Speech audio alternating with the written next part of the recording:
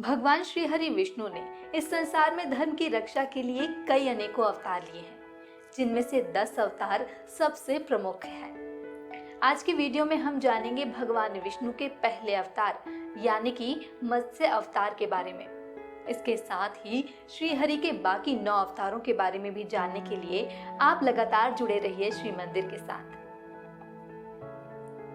एक समय की बात है जब सृष्टि के नष्ट होने से पहले एक सत्यव्रत नाम के राजा तप कर रहे थे, जिन्हें मनु के नाम से भी जाना जाता है। वे बड़े ही उदार हृदय वाले और पुण्यात्मा व्यक्ति थे। एक दिन सूर्योदय के बाद राजा सत्यव्रत कृतमाला नदी में स्नान कर सूर्य को अर्घ दे रहे थे। तभी अचानक से उनके हाथों में एक छोटी सी मछली आ गई। ये देखकर वे सोचने लगे कि इसको वापस सागर में डाल दो, लेकिन उस मछली ने कहा, आप मुझे सागर में मत डालिए, अन्यथा बड़ी मछलियां मुझे खा जाएंगी। ये सुनकर राजा सत्यव्रत के हृदय में दया उत्पन्न हो उठी। उन्होंने मछली को जल से भरे हुए अपने कमंडल में डाल लिया। तभी एक आश्चर्यजनक घटना घटी। एक ही रात में मछली का शरीर इतना बड़ा हो गया कि कमंडल मछली के रहने के लिए छोटा पड़ने लगा। अब दूसरे दिन मछली राजा सत्यव्रत से बोली कि हे राजन, मेरे रहने के लिए कोई दूसरा स्थान ढूंढिए, क्योंकि मेरा शरीर बड़ा हो गया है।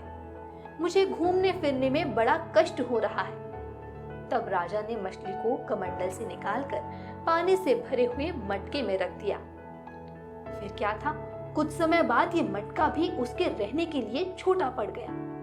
तब राजा सत्यव्रत ने मछली को निकालकर एक सरोवर में डाल दिया, किंतु वह सरोवर भी मछली के लिए छोटा पड़ने लगा।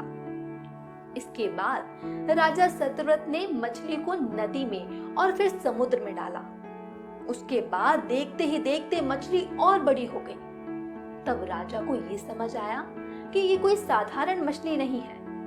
फिर राजा आश्चर्यचकित होकर बोले, मुझे आश्चर्यचकित करने वाले आप कौन हैं? तब मत्स्य रूपधारी श्री हरि ने उत्तर दिया, हे राजन, एक हयग्रीव नामक दैत्य ने वेदों को चुरा लिया है, जिससे जगत में चारों ओर हाहाकार फैला हुआ है, जिससे अज्ञान और अधर्म का अंधकार छा गया है। इसलिए मैंने हयग्रीव को मारने के लिए मत्स्य का रूप धारण किया है।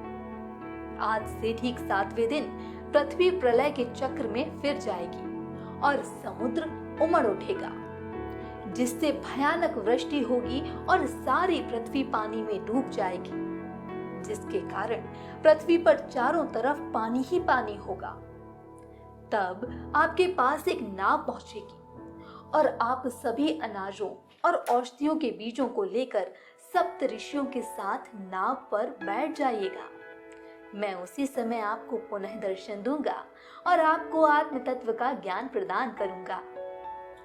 इसके बाद राजा सत्यव्रत उसी दिन से श्री हरि का स्मरण करते हुए प्रलय की प्रतीक्षा करने लगे और ठीक 7वें दिन पृथ्वी पर प्रलय आ गया और समुद्र उमड़कर अपनी सीमाओं में बाहर निकलने लगा और थोड़ी देर में संपूर्ण पृथ्वी जल में समा गई। तभी एक नाव दिखाई पड़ी और राजा सत्यव्रत सप्त ऋषियों के साथ उस नाव में बैठ गए। उन्होंने नाव में अनाज और औषधियों के बीज रख दिए।